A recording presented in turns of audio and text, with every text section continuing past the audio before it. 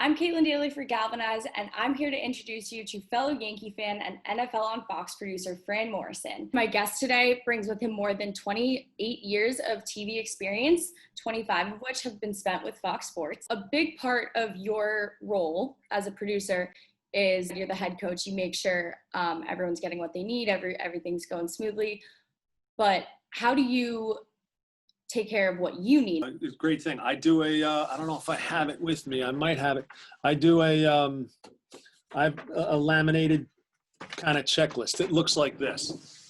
This isn't it, but I have a laminated kind of thing, and it goes through my week of what do I do Monday. Okay, Monday I watch my game, and I watch the games of the teams that we have coming up, and then make sure I read all my articles. And here's my laminated list. Here it is. There's my list for the week. I found it. So it goes through the week. And I even write with Sharpie on it to remind myself of other things. So it's not like I made this list in 2001. Yeah. But we're always reminding ourselves of what we got to do. And then, yes, you can't worry about, oh, boy, I yelled at Johnny to get that graphic. He's going to be mad at me. You can't worry about that because you got to win. You got 3 hours to win as a team. So you be as prepared as you can, but you also got to make sure that you got to get every commercial in. You got to get every promo in. You got to get the updates. You have to balance all that stuff, and you can't worry about anybody being mad at you. So the key is to not take anything personally. I used to worry about, wow, how did that guy get that game? Or how did that guy get that assigned? I used to worry about that stuff. And then I realized, like, you're just going to burn yourself out and you're never going to get your head right.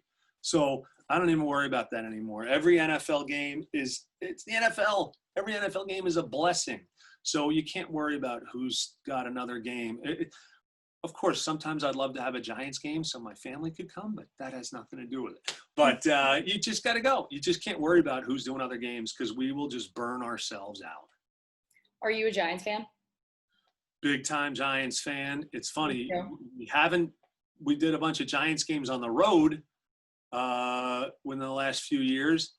We haven't done any in New Jersey, but I was kidding around with my kids. I said, watch, this year I'll get 3 Giants games and you won't be able to come to any of them. So it's just luck of the draw.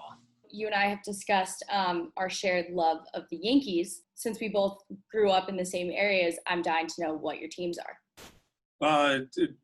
New York Rangers, Mm-hmm. Yankees, Giants. Everybody kind of likes the Knicks, even though they stink. But I actually love Knicks fan. Yeah, the Knicks drive me nuts. But since I grew up in Queens, I loved St. John's basketball. I love when they had Chris Mullin and Walter Berry and Mark Jackson. They were great. I loved going to St. John's games at the Garden. Right now they're kind of down, but they'll be back. But and then I'm a soccer freak. I'm an Arsenal freak, so I love it and watch a ton of English soccer. Like I might get more passionate and fired up watching Arsenal than anything because I grew up in London when I was a kid, so that's why I love the soccer. So. Do you root for any New York soccer teams?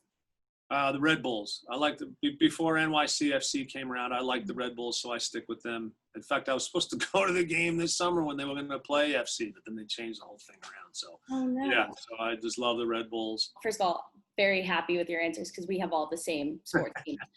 From my experience, when you work closely with a team, it's hard not to be a fan of them. So how have you, with such a tenured career in sports, how have you maintained, being a fan and making that a priority? That's a great question. When you do a Giants game, you just have to say, this is any other game. Mm-hmm. And even though you may be meeting with the Giants on a Saturday afternoon and you're with Eli Manning in a meeting room and you're like, holy cow, it's awesome. Because you never lose that love of sport. If you don't love sports and eat them and drink them and whatever, then you just get out, right? Yeah, so if you don't love it, if you're not in awe of Derek Jeter or Eli, yeah, but you just can't show it. You have to be a pro, right? Mm-hmm. So when we do a Giants game, you just have to say, okay, this is it. Win or lose, here we go. Just move, you just got to compartmentalize and turn it off. I read something the other day. You should always find the thing that you love so much that you do it for free. And then if they pay you for it, that's a dream. You're living the dream. Do you agree with that? I agree. And we all complain. It's human nature. But then I'll catch myself and go, wait, what are you doing? What are you nuts? You know, how can you complain? So we all do it. But at the end of the day, you remind yourself, wait a minute, I can't complain here. I got the greatest job in the world. I get up at 2:30. I'm like, I'm going to meet Aaron Rodgers today. Let's go. Here we go. We're on that. You jump out of bed even that time of day just because you can't wait to get there because it's just that great. Back to what we were saying, though, about remaining impartial, I do have to ask, since you are a diehard Yankees fan, and this is a question that I'm always, a scenario I'm always running in the back of my head. What would you do working for the Red Sox or producing a Yankees-Red Sox World Series game? How do you, get your own emotions out of it? I think you just have to remember that it's your work. It's your, like with players, right? You put your play on film, right? Mm-hmm. That's your film. That's your work. Doing a game, that's your work. If you do something that's slanted to one team, it'll show, you'll get kind of laughed out of the business. So you have to put it aside. I remember working the Subway Series in 2000. You just had to go to work. And I worked on the pregame show when you're on the field and the players are warming up before the Subway Series. It seriously is one of the best months we ever had, like in my professional life. It was so great. And you just had to remind yourself, okay, well, this is great, but now let's go to work. Let's go to work. You grew up in the Bronx, you went to Fordham, you live in Fairfield County with your family. You clearly have a lot of roots and a lot of love for the New York area. What about the area is so special to you? Sports-wise, I think one of the coolest things is we have two of everything. There's the Rangers and the Islanders, and then you have the Devils. That's Jersey. But you have the Yankees and the Mets. Then you have the Giants and the Jets. It's not just one team where, one city where everybody loves the same team. I think the fact that there are those rivalries, and I love to tease Mets fans by saying, look, I don't even care about you. I care about the Red Sox. I don't care what the Mets are doing, only if you beat the Red Sox. So I think the fact that there's two of everything, that there's those rivalries, and it's kind of tribal. Yankees, Mets fans will always stick it to each other. Rangers, Islanders. I think that's what makes it so cool is that typical New York, right? Can't just have one of everything. You got to have two of everything. And not to rip on Jersey, but forget the Devils and all that for now. But it's just having two of everything is so cool because it makes that rivalry within a city. I think it's awesome. I was visiting my 80-year-old grandfather, and we ended up watching Don Larson's perfect game from the 1956 World Series. He was like, my dad was at this game, and until the day he died, it was his favorite sports memory to talk about. So I want to know if you have a certain sports memory, not working, but as a fan, that really sticks out to you, whether it was, who you were watching it with or what happened, but I'd love to hear it. I'll tell you two that pop out right into my mind like this.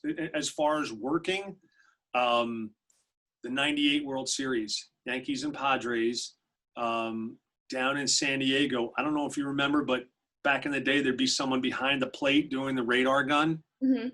I did the radar gun because I lived in LA then. So I did the radar gun for those games.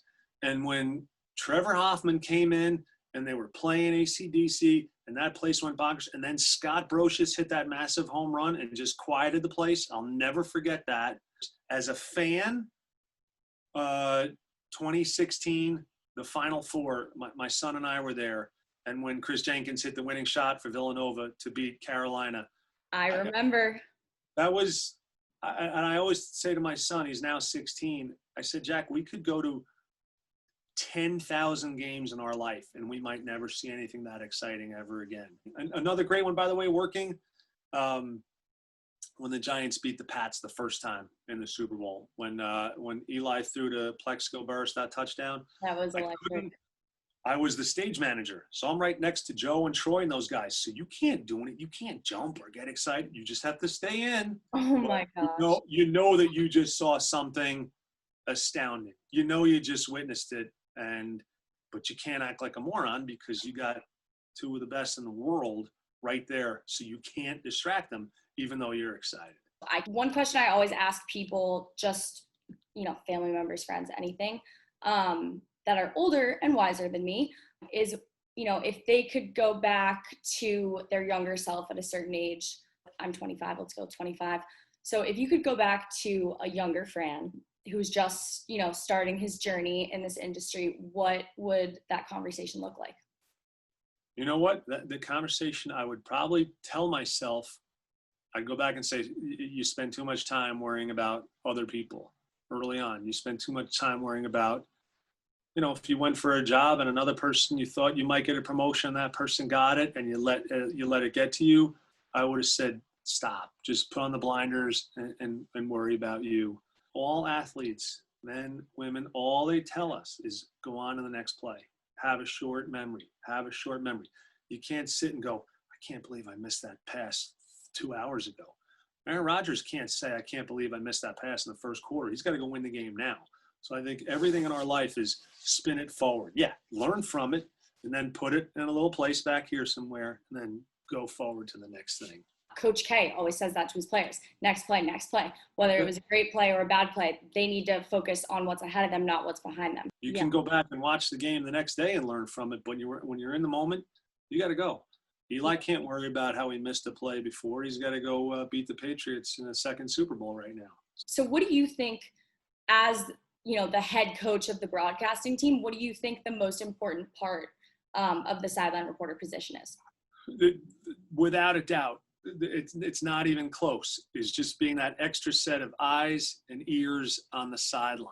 It's not just about, hey, I'm going to do this report before the kick and I've had all night to think about it or anything like that. The most important thing is just seeing what's happening. And then, as an example, hitting the talkback, hitting your mic and telling the producer director, hey, Aaron Rodgers is reaching and touching his leg. He might be hurt. Get a camera on that. That is the most important thing. And you mentioned Laura, and I always remind Laura, we did a game. It was the opening game of 2009, I want to say, and the Eagles were at the Panthers. And it was in pregame warmups. The game had not even started. We hadn't even rehearsed or anything. And Laura hit her mic and said, hey, get a camera on Foxy. And Foxy was the head coach of the Panthers, John Fox, and he was with a defensive player. The name escapes me. But this player hurt himself in pregame warmups. And she saw it. She said, get a camera on him. And Foxy was talking to him. And then all of a sudden went like this guy can't go. And we played it back. And it was a starter. He was a star. I don't remember that. It was not Captain Munnerlyn. It was one of those guys. But that's what it's all about. It's not just giving a report. It's being a pair of eyes, being a pair of ears, and just knowing your environment of what's going on. That, to me, is 10 times more important than any story that you may have prepared. It's that live, in the moment, seeing what's happening. And I always remind Laura of that story. We always have fond memory of that, because that, to me, is what it's all about. Laura always tells us not to count the hits. Other than, keeping your head on a swivel and everything we just talked about, are there any other ways that someone like you could lean on someone like me that maybe wouldn't make it on camera? You know what? I would always say, and I do agree with Laura with don't count the hits, but when you have it, make them count. It goes into that quality over quantity, right? And also, I think a good reporter can remind me of something. Sometimes you get so focused on a play or a replay and a graphic, and Laura might say, hey, we have that good story on him. So it's always the partnership. That's what I keep focusing on, is it's that partnership that we all have. We've talked a lot about our Yankees, but Laura told me that you are a diehard Bruce Springsteen fan. Is this right? Yes, no question. So I have to ask, if you got a chance to produce a Yankees World Series game or a live Bruce show, which one are you going with? I don't know. That's a good question, because athletes always want to be rock stars and rock stars always want to be athletes. You know what? But at this stage, today, right now, I'd probably want to do some rock and roll, because I've done so much fun stuff in sports. I'd want to see a new frontier and do something rock and roll. If right now, today, I'd say rock and roll. Well, this has been such a wonderful conversation. Thank you so much for joining me today.